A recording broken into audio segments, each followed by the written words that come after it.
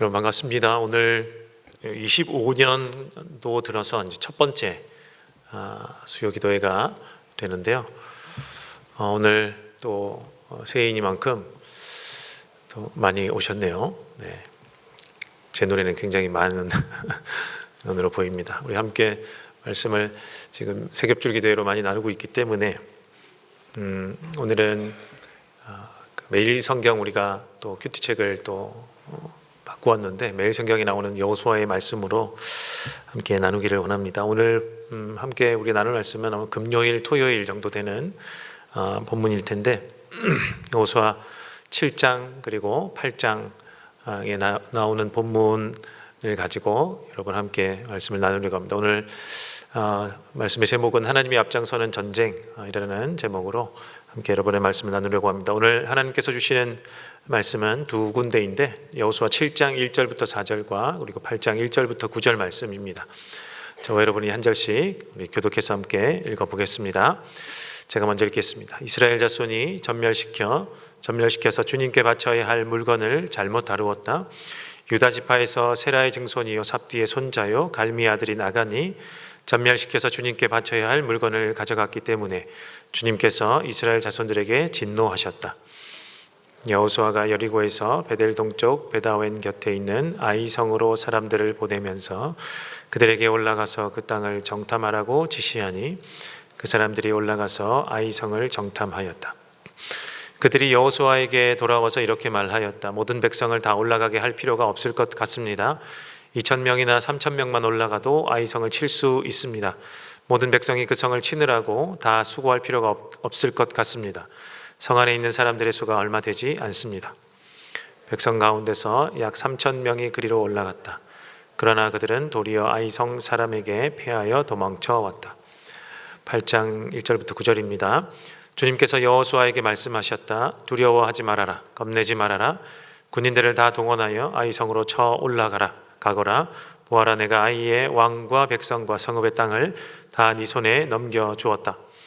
너는 아이성과 그 왕에게도 여리고와 그 왕에게 한 것처럼 하고 오직 전리품과 가축은 너희가 가져라. 성 뒤쪽에 군인들을 매복시켜라. 여호수아가 군인들을 다 동원하여 아이성으로 쳐 올라갔다.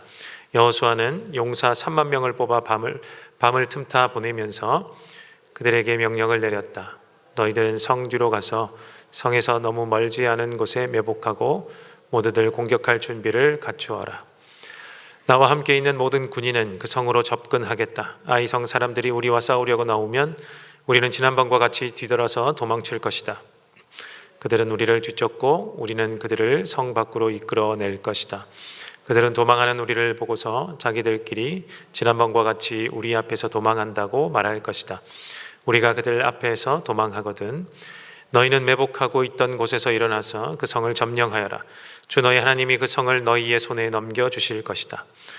성을 점령하거든 주님께서 하신 말씀을 따라서 그 성을 불태워라. 내가 너희에게 내린 명령이니 명심하여라. 함께 읽습니다. 여호수아가 그들을 보내니 그들이 매복할 곳으로 가서 아이성 서쪽 베델과 아이성 사이에 자리를 잡았다. 여호수아는 그날 밤에 군인들과 함께 잤다. 아멘.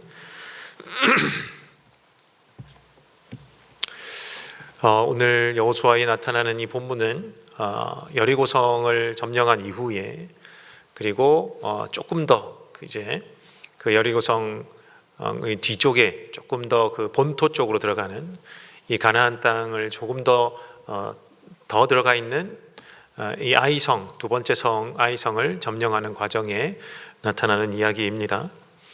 여리고성은 성공을 했지만 아이성은 한 차례 뼈아픈 실패를 거듭하는 장면인 것을 우리가 다 잘 알고 계실 텐데 왜 이러했는지 여기서 주시는 하나님의 교훈은 무엇인지를 한번 살펴보려고 합니다. 먼저 여호수아를 대략적으로 우리 알 필요가 있는데 여호수아서는 아시다시피 이 가나안이라는 이 땅을 하나님이 주시겠다고 한 땅을 이제는 들어가는 이야기죠. 들어가서 그 땅에서 이제 전쟁을 수행해야 합니다. 하나님이 명령하셨기 때문에 이 백성들과 함께 이제 모세는 들어가지 못했으므로 두 번째 지도자인 여호수아와 함께 이 백성들이, 이스라엘의 백성들이 들어가서 이 가나안 땅을 점령하고 정복하고 그리고 나누어 가지는 이야기입니다. 그런데 원래 이 땅에는 원래 토착민들이 살고 있지 않았습니까? 그래서 그 토착민들과 함께 살면 안 되고, 하나님의 명령은 그 토착민들을 모조리 죽이든지 모조리 내쫓든지 이렇게 해야 한다라고 명령을 주셨습니다.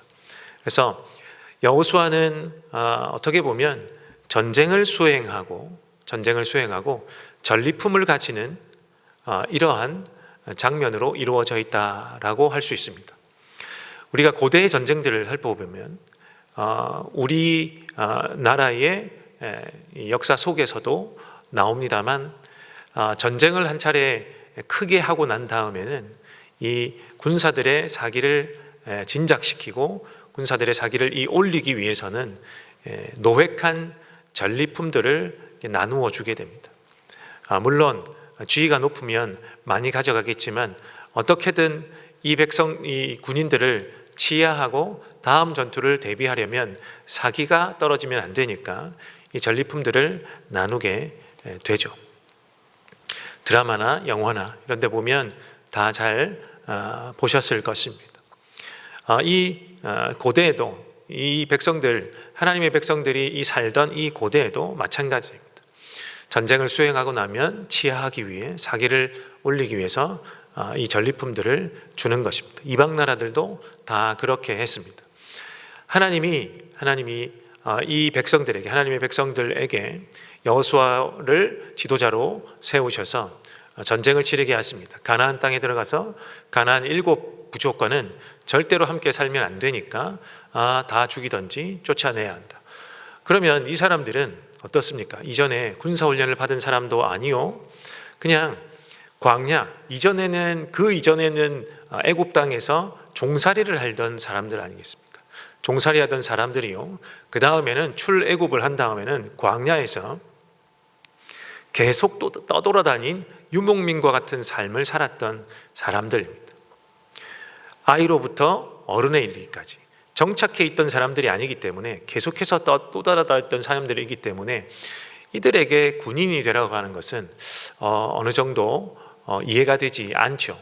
물론 그 안에서 그 자기의 가족들과 민족을 지켜야 하니까 어느 정도의 군사훈련을 했던지 안 했던지 보호할 능력이 있는 남자들이 있었겠지만, 이 사람들이 정규군대, 이방의 정규군대하고 싸우면 이길 수 있었겠습니까? 우리가 이스라엘의 광야 생활을 잘 알듯이 그 정도 사람들은 아니지 않습니까? 그런데 하나님이 이 백성을 시켜서 여호수아와 함께 가나안 땅에 들어가서 전쟁을 치르라고 하시는데, 이 얼마나 황당무계한 일입니까? 그런데 이 이스라엘 백성들은 순종을 하게 됩니다. 왜 순종을 하게 될 수밖에 없냐? 하나님이 명령하셨으니까 그렇습니다. 근데 하나님은 왜 이런 명령을 이 백성들에게 주셨을까요? 정규 군대도 아니요, 지금은 광야를 떠돌아다녔던, 그 오랜 세월 떠돌아다녔던 이 사람들에게 이것이 정말 가능하니까 시켰을 것 아닙니까? 왜 하나님이 그러셨을까? 그 이유는 하나님이 대장이 되시는, 하나님이 이 전쟁에서의 대장이 되셔서 이 백성들을 진두지휘하시는 그러한 전쟁이기 때문에 그렇습니다. 그래서 가나안 땅에 들어가서 치르는 전쟁의 대부분 힘은 어디에서 나오느냐? 대장 되시는 이 하나님에게서로부터 나온다는 사실을 우리가 읽어서, 여러분 다 읽으셨으니까 읽어서 잘 알고 계실 것입니다.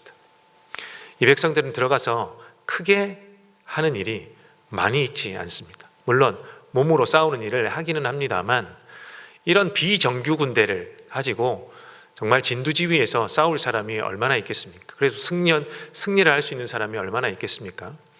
그래서 하나님이 내가 대장이 되어줄 테니까, 내가 직접 들어가서 싸울 테니까 너희는 내 뒤를 따라오너라. 그리고 내가 시키는 대로 하면 된다. 이런 거죠. 이런 전쟁이 바로 여호수아서에 나타나는 전쟁들, 이 백성들이 수행해야 되는 전쟁들입니다. 이 여호수아서에 나타나는 전쟁의 이름이 있는데 이 이름은 바로 헤렘 전쟁이라는 것입니다. 원래 이 전쟁 이름을 붙여놓고 하지는 않습니다만 신학자들이 연구해 본 결과 이 전쟁의 이름을 어떻게 붙일까라고 고민하다가 붙인 이름이 헤렘이라는 말입니다. 이 헤렘이라는 히브리어는 진멸하다, 소멸시키다 라는 단어입니다. 헤렘이라는 단어가. 그래서 이 번역을 하지만 진멸전쟁, 소멸전쟁이라는 거예요.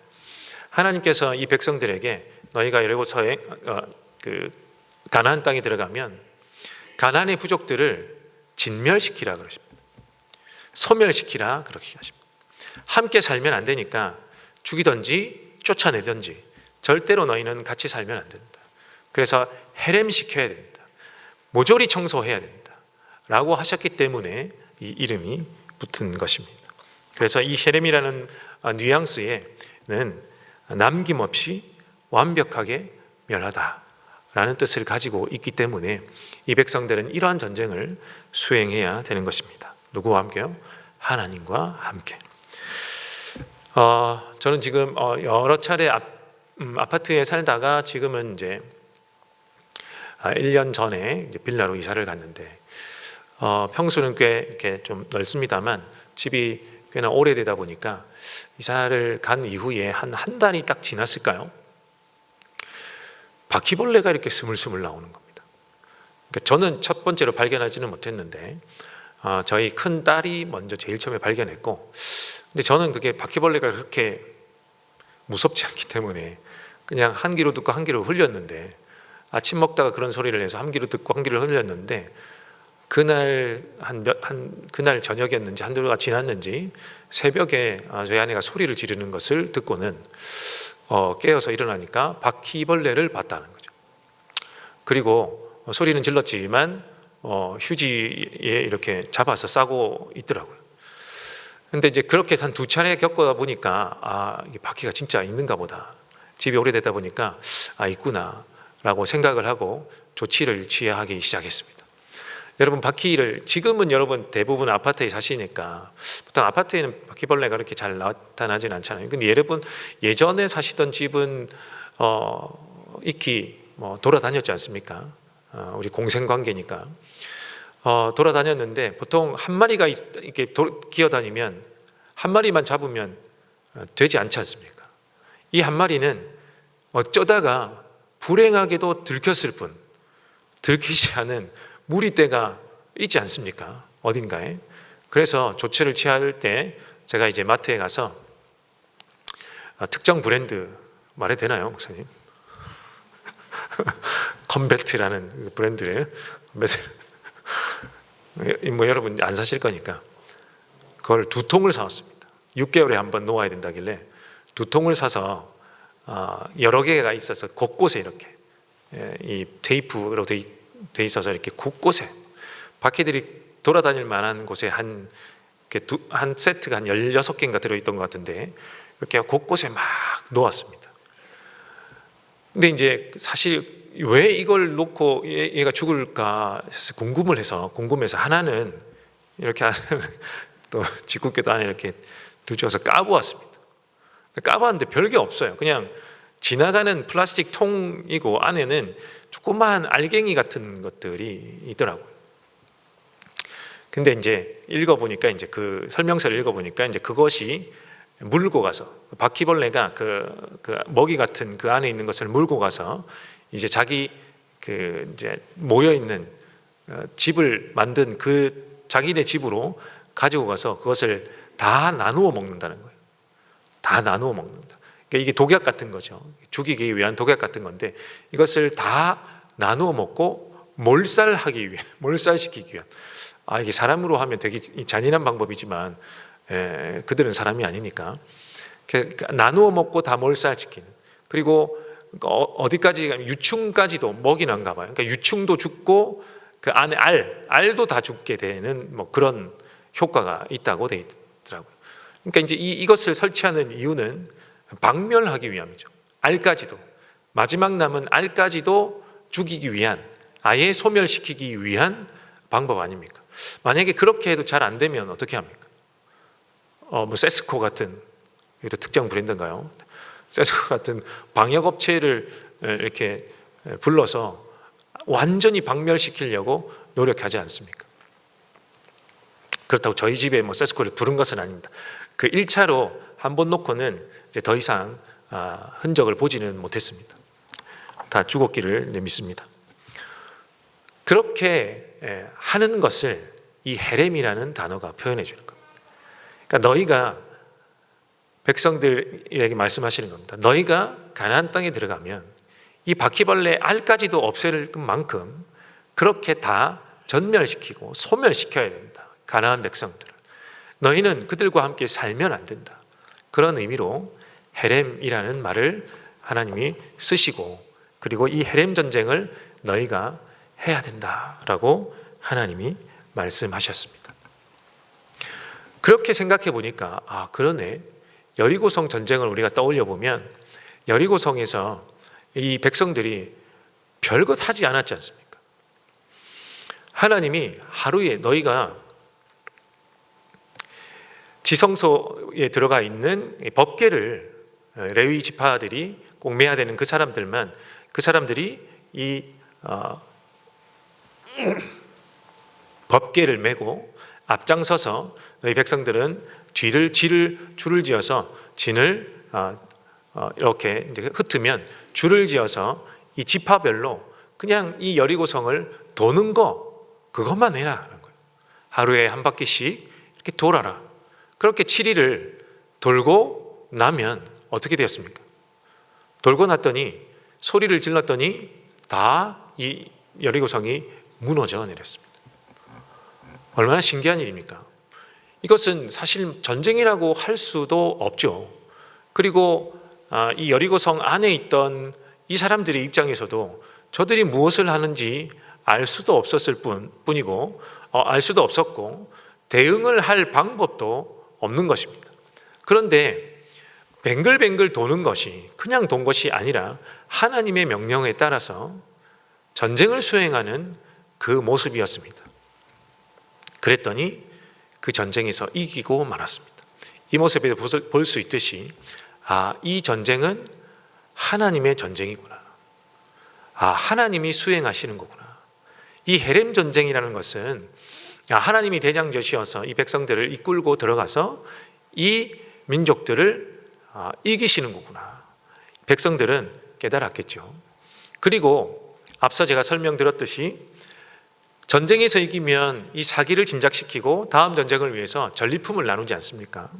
그런데 하나님이 여리고성 전투를 딱 끝내고 나서는 어떻게 하냐면 이 여리고성 안에 있는 노획물들 그리고 얻은 전리품들을 갖지 못하게 하십니다.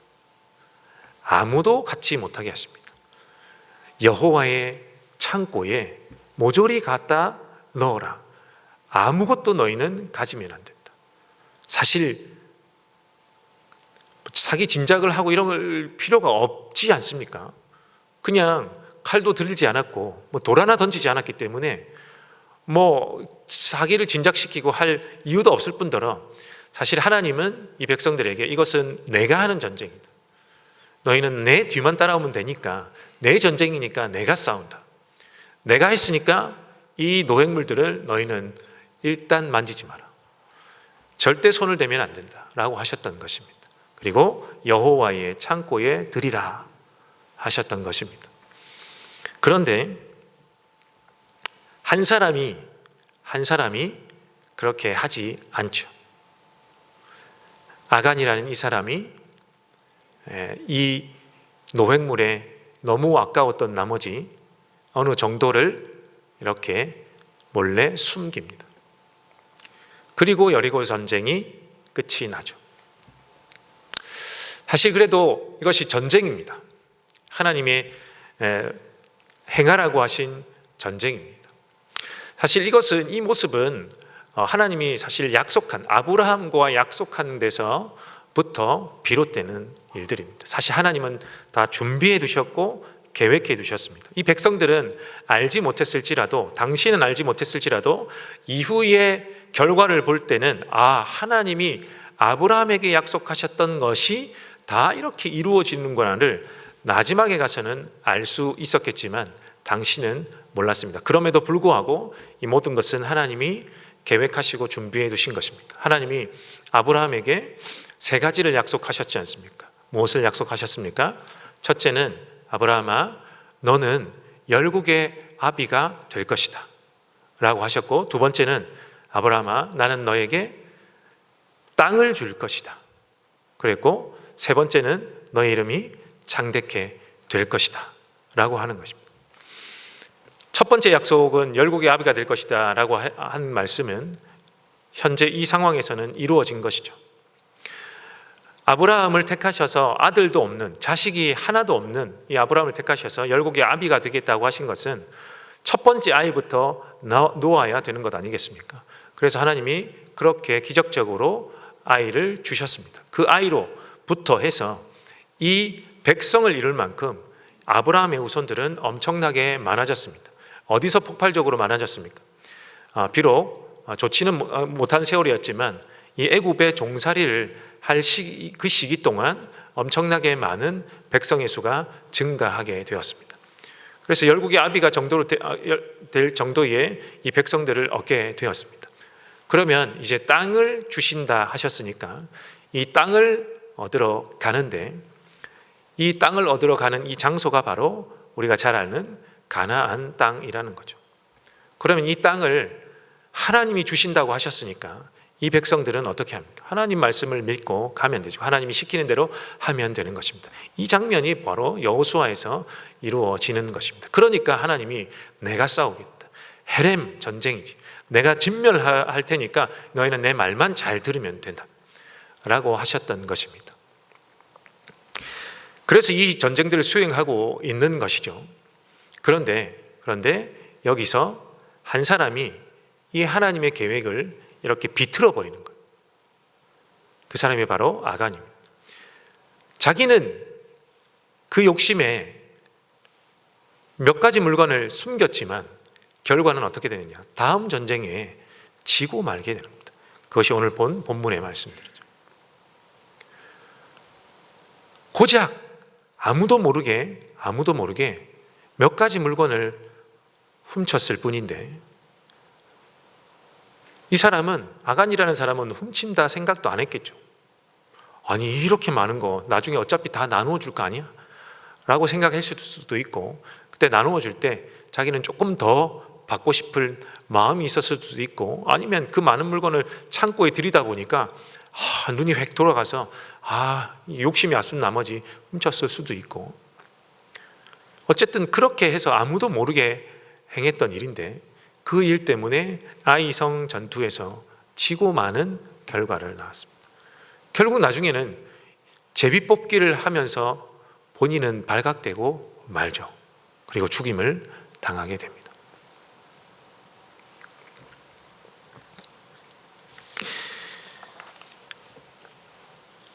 우리 오늘 8장 1절에서 2절 말씀을 한번 보겠습니다. 주님께서 여호수아에게 말씀하셨다. 두려워하지 말아라. 겁내지 말아라. 군인들을 다 동원하여 아이성으로 쳐 올라가거라. 보아라. 내가 아이의 왕과 백성과 성읍과 땅을 다 내 손에 넘겨주었다. 너는 아이성과 그 왕에게도 여리고와 그 왕에게 한 것처럼 하고 오직 전리품과 가축은 너희가 가져가라. 성 뒤쪽에 군인들을 매복시켜라. 오늘 이 8장 1절과 2절 본문은 하나님이 등장하셔서 이 백성들에게 명령을 하시는 장면이에요.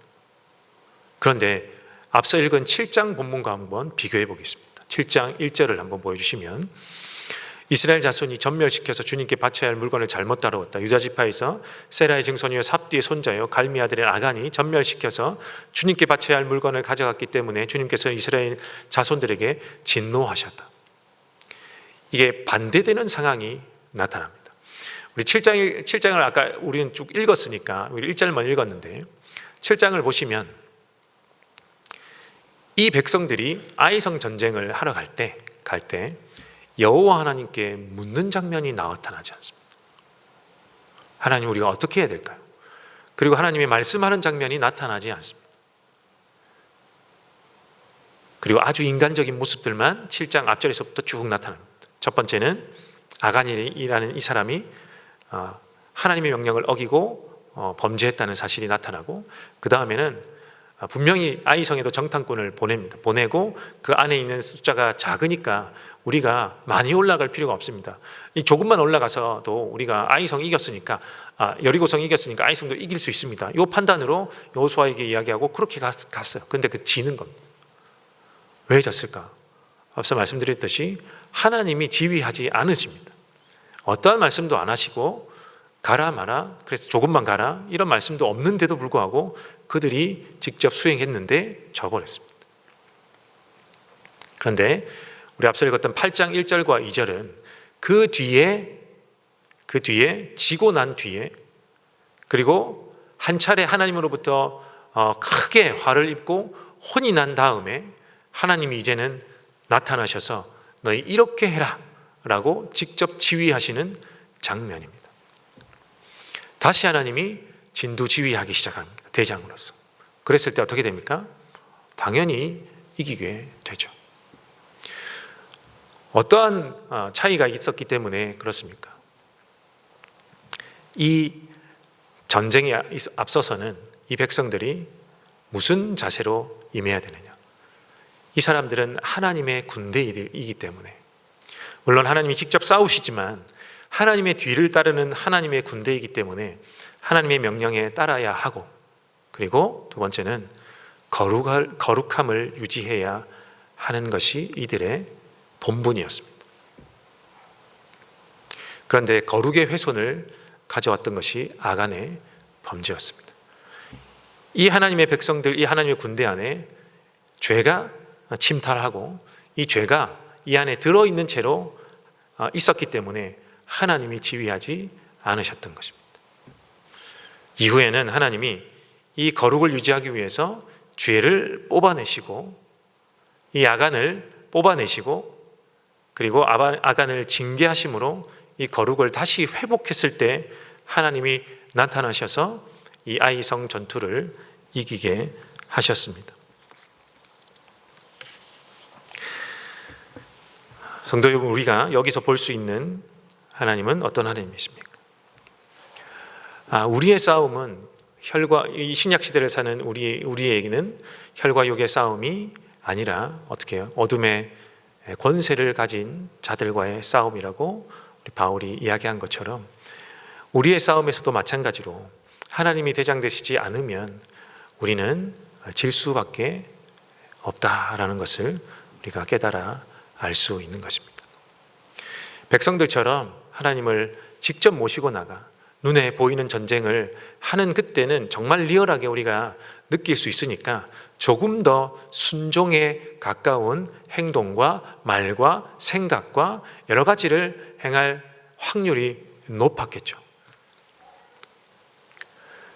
그러나 지금 우리 시대에는 우리의 영적인 싸움, 모든 일을 우리가 영적 전쟁이라고 말하면서도 그럼에도 불구하고 우리는 눈에 보이지 않는다는 이유로 자주, 아니면 빈번하게, 어쩌면 근래의 대부분은 하나님을 대장으로 모시기보다는 내가 대장이 되는, 하나님께 명령을 받는다기보다는 내가 스스로 판단하여 세상의 정보와 지식과 남들이 좋다고 하는 그 무엇인가로 우리가 전쟁을 치르고 있지는 않았는지를 돌아보아야 할 줄로 믿습니다.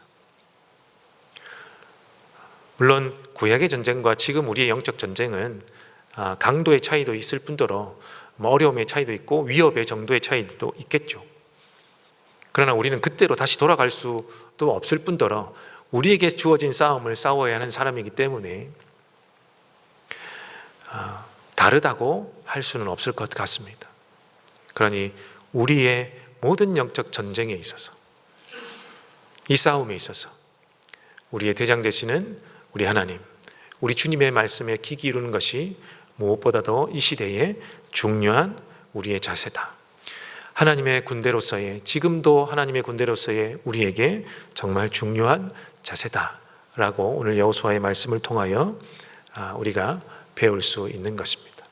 그리고 두 번째는 때로 저를 보아도 때로는 아닌 것 같고 자주 많이 아주 빈번하게 지기도 하고 쓰러지기도 하고 넘어집니다. 그럴 때 오늘 말씀을 보아서 우리가 깨달아야 할 두 번째는 하나님과 나 사이에 간극이 얼마나 벌어졌는지를 확인해 보아야 할 것 같다라는 것입니다. 내가 이 전쟁에서 진 것, 내가 이렇게 상처받고 넘어진 것, 나의 영적인 상태에 이 어둠이 찾아온 것, 아니면 내가 이 가지고 있는 이러한 감정들과 이 지금 나타난 이러한 객관적인 현실들이 어디서 비롯된 것이지? 왜 하나님은 나에게 이렇게 가르치는 거지? 이렇게 물을 수도 있지만 하나님, 이 일은 왜 이렇게 돼야 되는 것입니까? 내가 어떠한 문제가 있는 것입니까? 하나님, 나에게 깨닫게 하시는 방법은 무엇입니까? 하나님이 이 일을 통하여 나에게 말씀하시는 것은 무엇입니까? 우리는 자주 넘어질 때마다 이 물음을 하나님께 올려드리고 기도해야 할 것입니다. 그리할 때 하나님이 우리에게 지혜를 주실 줄로 믿습니다. 하나님과 나 사이에 어떤 것이 들어있던지 간에 하나님이 발견케 하실 줄로 믿습니다. 하나님, 내가 무엇인지는 모르겠지만 하나님 깨닫게 해주십시오. 내가 하나님 앞에 거룩하지 못했던 것이 무엇인지를 하나님 알게 해주신다면 내가 그것을 제거하겠습니다 라는 우리 기도를 드리고, 이러한 마음이 있다면 하나님이 깨닫게 하실 줄로 믿습니다. 그리고 그것을 제거해 내면 되는 것입니다. 마지막 세 번째를 살피기 위해 3구절을 더 보겠습니다. 5절과 6절입니다. 8장 5절과 6절인데, 나와 함께 있는 모든 군인은 그 성으로 접근하겠다. 아이성 사람들이 우리와 싸우려고 나오면 우리는 지난번과 같이 뒤돌아서 도망칠 것이다. 그들은 우리를 뒤쫓고 우리는 그들을 성 밖으로 이끌어낼 것이다. 그들은 도망하는 우리를 보고서 자기들끼리 지난번과 같이 우리 앞에서 도망한다고 말할 것이다. 우리가 그들 앞에서 도망하거든. 여기서 5절과 6절에 반복해서 나오는 것은 무엇입니까? 지난번과 같이. 우리는 지난번과 같이. 6절의 마지막에도 자기들끼리 지난번과 같이. 하나님이 이기게 해주실 때 달리 다른 방법을 사용하시지도 않았다는 겁니다. 이 아이성에서 이 백성들을 이기게 해주실 때 너희들 방법대로 했으니까 다른 방법을 써보자, 이렇게 하시지 않고 지난번과 같이 같은 방법을 사용해서 이기게 해주셨습니다. 우리의 쓰러진 자리, 넘어진 자리, 털썩 주저앉은 그 자리에서 하나님, 나에게 새로운 지혜를 주십시오, 이렇게 기도하기보다 하나님, 나를 인도해 주십시오, 하나님, 다시금 나의 대장이 되어 주십시오, 그 자리에 머물러서 하나님께 손들고 기도해야 될 줄로 믿습니다. 그렇다면 하나님이 우리가 쓰러진 그 자리, 다른 자리도 아니고 그 자리, 그 방법으로 그때에 하나님이 찾아오셔서 지난번과 같이 하나님이 행해 주실 줄로 믿습니다.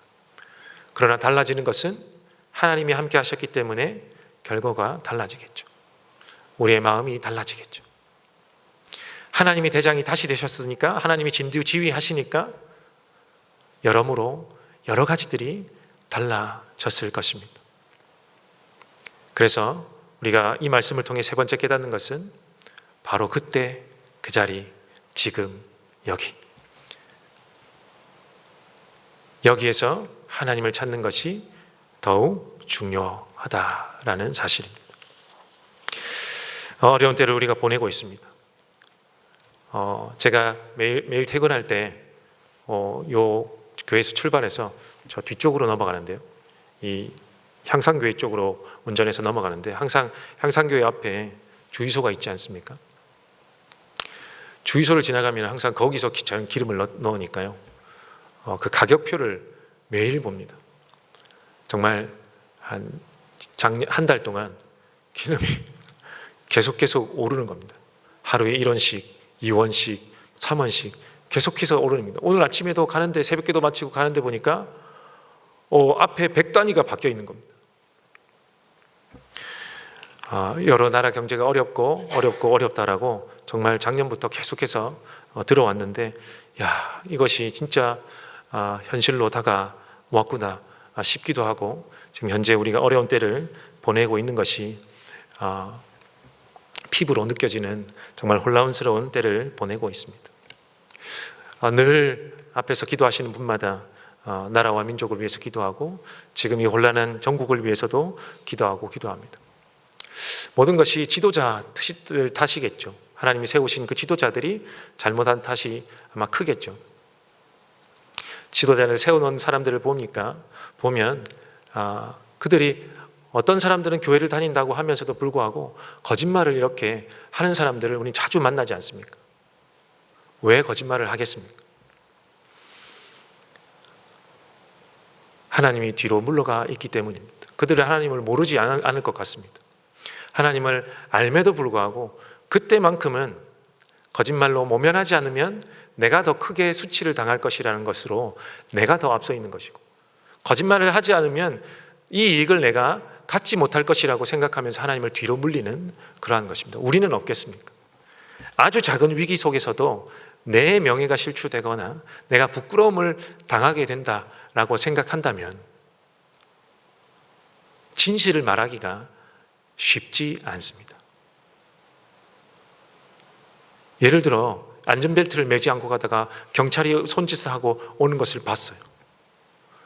급하게 이렇게 벨트를 꺼내어서 이렇게 잠궜는데 안전벨트 하지 않았습니다. 아니, 했잖아요. 진짜로 하셨습니까?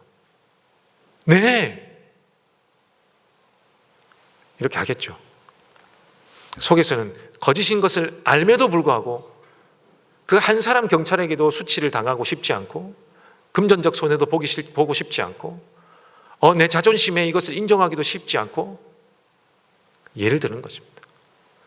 이러한 작은 것 하나에도 사실 저와 여러분도 거짓을 말하는 것이 더 앞서는 때가 있다라는 거예요. 그럴 때 하나님은 뒤로 물러가 계시는 것입니다. 어떠한 전쟁에서도 우리는 우리가 앞서 나가지 않아야 할 줄로 믿습니다. 하나님을 앞서오신다면 그때 내가 손해를 당할지라도 하나님이 대장이시기 때문에 우리에게 더 큰 것으로 주실 줄로 믿습니다. 그리 아니하실지라도 우리는 하나님께 감사와 영광을 받을 줄로 믿습니다. 그것이 우리가 가진 믿음인 줄로 믿습니다. 우리 함께 오늘은 새벽 세겹줄 기도로 너무 많은 기도를 하셨기 때문에 오늘 한 가지만 한번 기도하면 좋겠습니다. 오늘 말씀을 기억하면서 하나님, 내 삶에 입술로는 하나님이 나의 대장 되시고 하나님이 앞서가시고 나는 그의 뒤를 따르겠습니다, 하나님이 나의 길을 인도해 주십시오, 이렇게 이야기를 하지만 우리의 삶으로 그렇게 드러내는 것은 하나님 쉽지가 않음을 하나님 이 시간 고백할 수밖에 없습니다. 하나님, 여호수아처럼 강하고 담대하라는 말씀 이 시간 또한 기억하면서 내가 오늘날 강하고 담대할 수 있는 방법이 무엇인지 하나님 깨닫게 해주십시오. 오늘날 수많은 영적 전쟁 가운데서 내가 하나님을 앞세우고 나는 뒤로 물러나 하나님을 쫓아가고 따라가는 것이 어떠한 것인지 하나님 알게 해주십시오. 그리고 나에게 강하고 담대한 믿음을 허락해 주시옵소서. 내가 현실 가운데서도 하나님을 앞세워서 비난을 당할 때도 있고, 하나님을 앞세워서 내가 손해를 볼 때도 있고, 하나님을 앞세워서 고난을 당할 때도 있겠지만 그때마다 하나님 나에게 지혜를 허락해 주신다면 그것이 더 크게 보일 줄로 믿습니다. 강한 믿음을 주신다면 그것이 더 크게 보일 줄로 믿습니다. 하나님, 내가 그렇게 살게 해주십시오. 이 땅에서 하나님의 영광을 나타내는 것으로 하나님 내 인생이 점철되게 도와주십시오. 나는 연약하고 부족하오니 나에게 이 기도의 시간을 통하여 하나님이 지혜를 허락하여 주시옵소서. 우리 한 가지를 기도하시다가 여러분의 기도의 제목을 또 함께 가지고 기도하시다가 돌아가도록 하겠습니다. 함께 기도하겠습니다.